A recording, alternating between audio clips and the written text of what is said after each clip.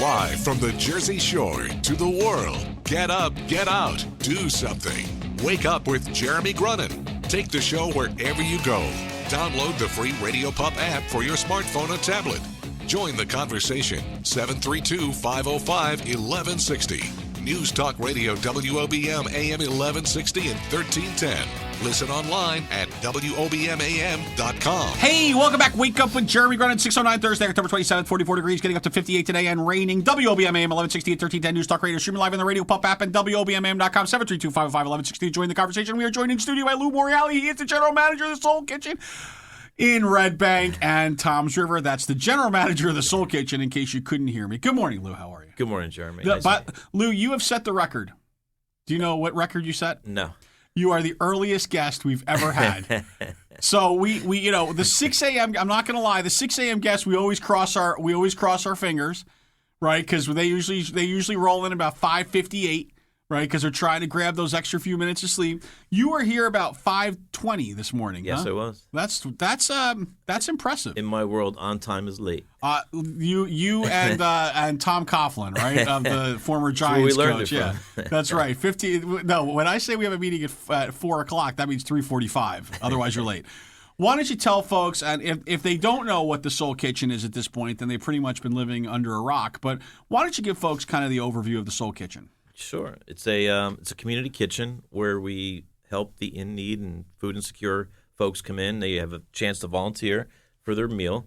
And we also have another element where we have guests coming in that can actually pay it forward by coming in. You got to imagine it's almost like a fundraiser every single night. When you come in and you join us and you pay for your meal, you're actually paying for your meal and helping offset somebody else's meal that couldn't afford to pay for their meal. Right. What a great concept. And so, the desired outcome really is that you are, again, treating those that are food insecure with the respect that they deserve, right? And that they're sitting, you look around the restaurant, you don't know who's there, who's paying, who's not. It's not about that. Correct. It's just about kind of creating an environment where everybody's being taken care of, right? So I'm sorry, go ahead. No, you'd be surprised how they feel. For somebody coming in, John Dorothea saw a newscast by Brian Williams years ago. It was called One World, Everyone Eats. And they wanted to create a model where it was different than a soup kitchen. Soup kitchen's not what we are. And that's like a bad word in our right. Nothing wrong with feeding people that need it and hunger. But John Dorothea came up with an idea that if you throw a volunteer element into it, it would make people think a little bit differently about themselves and feel better about themselves. I sat last night and just wrote down some words what I feel are kitchen actually expresses. Compassion, right? Respect, act ethically, community, healthy choices, empowerment, not entitlement. That's a big one. Hand up, not a handout. Treated with dignity is really important. Integrity is important, and of course, hope. Very cool. Very cool. Well, that really kind of sums it up in total. And I'll tell you what, the food, all things aside, the food, fantastic, right? How do you come up with the menu? I mean, how does that all happen? Actually, every 2 weeks we change the menu just to kind of change it up for everybody, regular customers, and the in-need to come every day. We have our chefs create the menus every 2 weeks. We give 5 different choices, usually a catch or a chicken, a beef, a vegetarian mostly. Great desserts, homemade desserts every day, and super salad choice in the beginning. So you're giving them choices. A lot of places that they would normally go, they wouldn't even get a choice. So it's another dignity part where you're actually getting a choice of what you want to eat. Right. And healthy choices. Cool. So talk to me about how you ended up at the Soul Kitchen, because there's got to be a story there. Because it's this is. I could be wrong, but I'm pretty sure they didn't post a help wanted sign, and you were like, "Hey, I'm in." So what's your background? What's your history like? So, for the past 30 years, I've been in the hospitality business. I've owned and operated many restaurants, country clubs, cafes, and I've been friends with the family probably for about the same amount of time, about 30 years. And about 7 years ago, John Dorothea had what I said the model that they saw when they went out and checked out Every World, Everyone Eats. They knew I was in the hospitality business, and they're not in the restaurant business. So they asked me to come aboard and they wanted to do a model in Red Bank. So we started in a church. Every Friday, we served people for 1 year. And it was like just checking out the model and see if it's going to work. Then we moved to lunch break, and we started doing it every Sunday and doing Sunday suppers every Sunday. So for 2 years, we did the model, and John's the smartest businessman I know. Every minute, he's coming up with new ideas, and we just kind of created the model for 2 years. And we're realizing that the soup kitchen model is not the same as ours, and it was just tough being in a location of the entitlement rather than the empowerment model. So about 5 years ago, we found a location in Red Bank and made it his own model where people would have to follow the model. Right. And so in Red Bank, what is the ratio? What percentage of folks are paying versus not? How what does that look like? Okay. So when we first started 5 years ago, it was tough. It's very tough to get people to admit they have a problem. So the ratios were about 10% in need to about 90%, obviously, people coming in and supporting us. At this point, 5 years in, we're about 50-50, 50% in need to 50% people coming in and joining us and paying it forward. Cool. So 50-50, and so when we look at the new concept, because it doesn't start like that, right? No. So it's much more. You were talking a little bit about. In the break that it's that it's much more skewed towards those that are paying early on, you kind of gave us you kind of gave me the why. So why don't you talk about that for a minute? The why is it it's much more difficult to engage those that have need. Yeah. So it'd be tough for me to go behind a building of somebody that's homeless and living behind a building to tell them to come in and kind of contribute and volunteer for an hour before you eat. It's just a tough thing to get people to understand it. It's actually going to help them in the long run. And right. We have a lot of elements of that. And I can give you, just for somebody in that position to be able to bring them through the Soul Kitchen, there's a lot of elements of Soul Kitchen. It would take me more than a couple hours to explain it. But bringing them through the Soul Kitchen and getting their mental stability up, their insecurities up, and getting them at the table. Once you get them to the table, it's pretty easy to break barriers with somebody sitting at a dinner table eating right. than it is to sit behind a building and try to talk to them and try to help them. Right. So that's kind of the community part where they feel like they're part of a community, part of a family. Getting them into the kitchen is the hard part. Cool. Once they're there, I think they're comfortable. Oh, yeah, no doubt about that. So, okay, when we come back, I want to I know your background also. You said that you were in country clubs, you did so I want to hear there must be some kind of a personal story for you that is why you do what you do, because it's definitely a little bit different. So I'd really love to hear that when we get back. Is that okay? Sure. Cool. Lou Morreale, Chef Lou Morreale. Wake Up with Jeremy Grunin. Back after this. Rush Limbaugh today at noon. More Wake Up with Jeremy Grunin coming up next. News Talk Radio, WOBM AM 1160 and 1310. Hey, welcome back. Wake Up with Jeremy Grunin. We are here with Chef Lou Morreale. We are talking about the Soul Kitchen. Talk to me. Is there a personal story here? I mean, I find that people, when they get involved with nonprofits specifically, usually something has some kind of impact on them that makes them say, I want to go and do that. So, because you left, you were running, you said you were running a, a country club, so you had some other things going on before you doing this. So what? Why?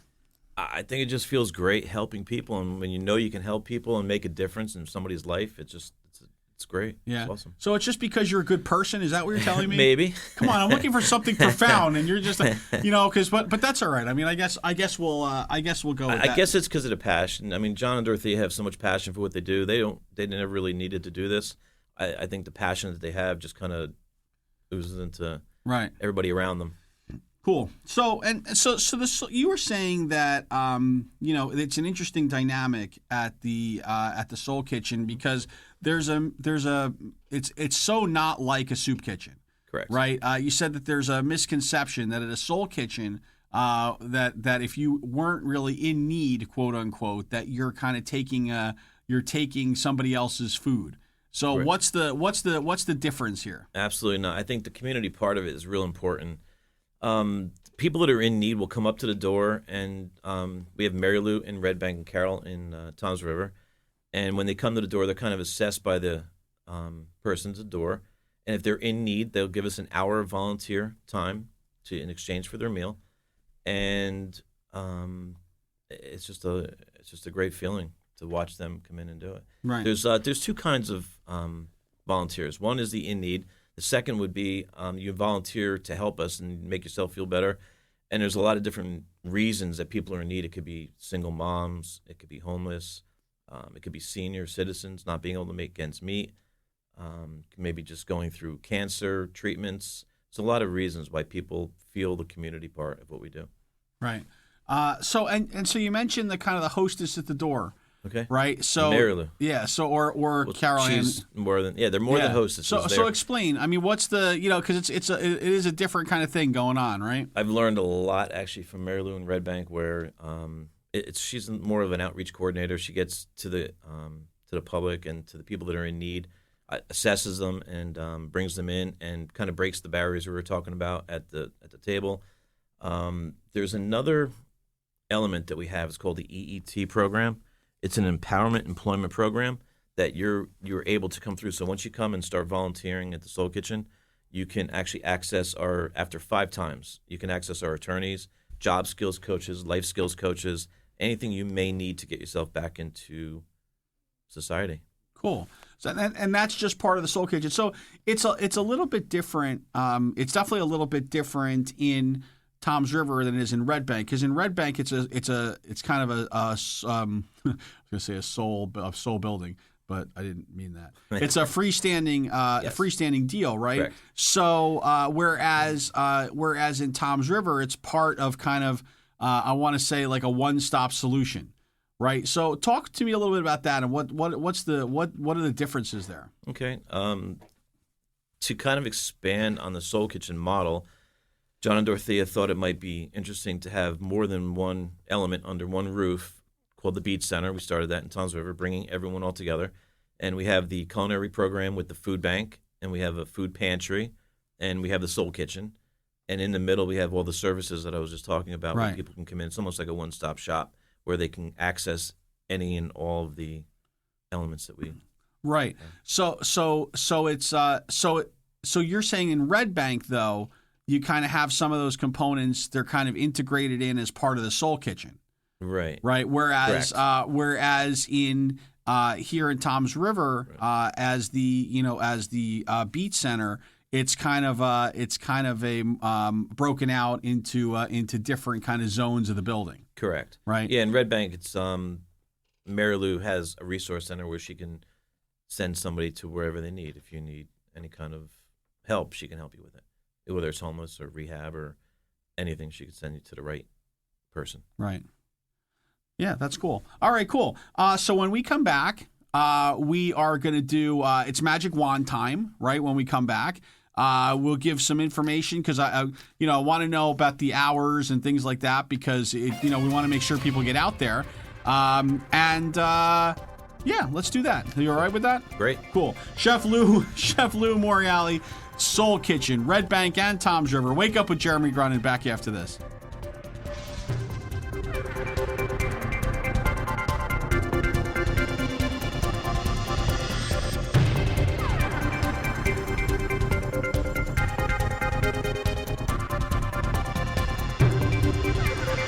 Coming up next, the latest from WOBM News, the Town Square, New Jersey News Network, and Fox News Radio. Wake up with Jeremy Grunin. News Talk Radio, WOBM AM 1160 and 1310. Live from the Bob Levy Broadcast Center, overlooking the Toms River. It's time to get up, get out, do something. Wake up with Jeremy Grunin.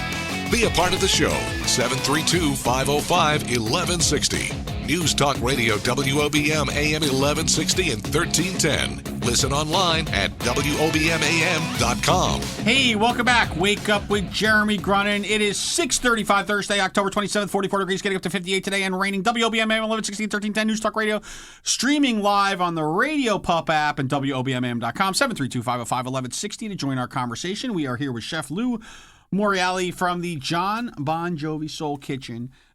both in Red Bank and in Tom's River. So we were talking a little bit about the price structure and the pay it forward program. Talk about that for a second. Sure. We're a pay it forward model. So we recommend a minimum donation of $20, which actually covers your meal and a portion of an in need that may have come in and wasn't able to pay for their meal. So that's kind of the structure we have.